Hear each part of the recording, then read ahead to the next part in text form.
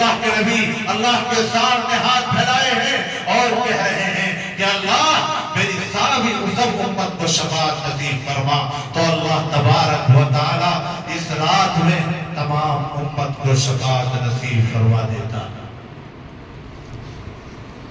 تو محترم بزرگوں، یہ رات بڑی اہمیت کی حامل ہے. بہت ساری روایتیں میں عام حضرات کے سامنے پیش کر سکتا ہوں. ایک روایت آقا نامدار جناب محمد رسول اللہ صلی اللہ علیہ وسلم کی روایت ہے.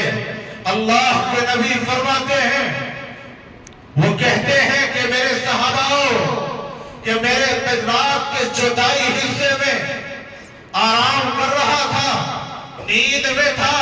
حضرت جبرائیل امین علیہ الصلاۃ والتسلیم تشریف فرما ہوئے اللہ کے نبی کو، آمنہ کے لال کو، عبداللہ کے لخت جگر کو جگایا اور جگا کر کے کہا کہ اللہ کے محبوب ذرا آسمان کی طرف دیکھو.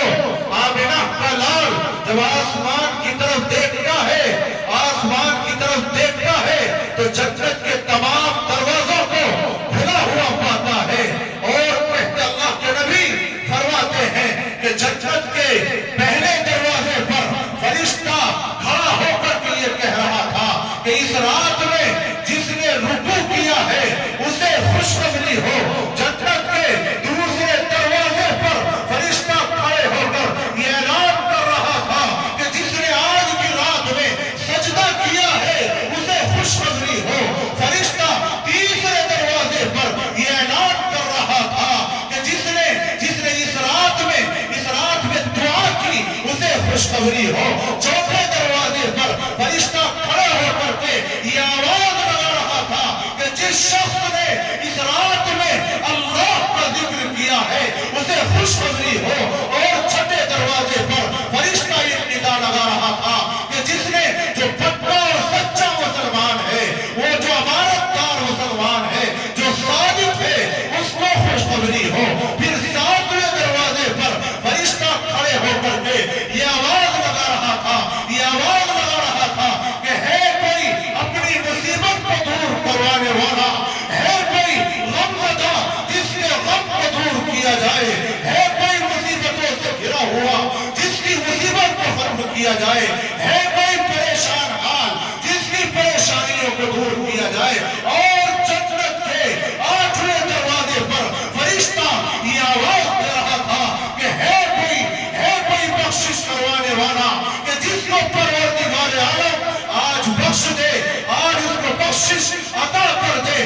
اللہ کے نبی جناب نبی اکرم صلی اللہ علیہ وسلم فرماتے ہیں کہ میں نے جبرائیل سے پوچھا کہ جبرائیل یہ تو بتاؤ کہ یہ دروازے کب تک کھلے رہیں گے، یہ دروازے کب تک بند نہیں ہوں گے. حضرت جبرائیل نے کہا کہ اللہ کے محبوب، اے آمنہ کے لال، اے عبداللہ کے لخت جگر، اے عبدالمطلب کے نور نظر، اے وجہ تخلیق کائنات جناب محمد رسول اللہ صلی اللہ علیہ وسلم، یہ دروازے صبح صادق تک کھلے رہیں گے.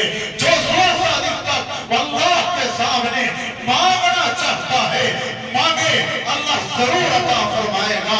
اور اللہ کے نبی یہ بھی فرماتے ہیں کہ اس رات کے اندر اتنے لوگوں کی مغفرت اللہ رب العزت والجلال کرتا ہے جتنا قبیلہ کلب کی بکریوں کے بال ہے. یہ قبیلہ کلب یہ بکریاں چراتا تھا، ان کے یہاں بہت بکریاں تھیں اور بکریوں پر بہت بال تھے. تو آمنہ کا لال کیا فرماتا ہے کہ اللہ اتنے لوگوں کی مغفرت کرتا ہے جتنا قبیلہ کلب کی بکریوں کے اوپر بال. تو کیا محترم بزرگوں، اس رات میں ہم اللہ کی عبادت نہیں کر سکتے؟ کون کہتا ہے ساری رات جاگو؟ کون کہتا ہے ساری رات عبادت کرو اور صبح کی فجر چھوڑ دو؟ نہیں محترم بزرگوں، جتنا اللہ نے آپ کو ہمت و استطاعت دی ہے آپ عبادت کرو. اور یہ نہیں کہ صرف نفلیں ہی پڑھنا ہے، اس کا کوئی کہیں ذکر نہیں ہے. کوئی اگر یہ کہتا ہو کہ ہاں کہ صرف نفل عبادت کا ذکر ہے میرے سامنے لاؤ، میں اس کو بتاؤں گا کہ اللہ کے نبی کا فرمان یہ کہتا ہے کہ اللہ کے نبی نے یہ کہیں نہیں فرمایا کہ صرف نفل پڑھنی ہے، صرف قرآن کی تلاوت کرنی ہے،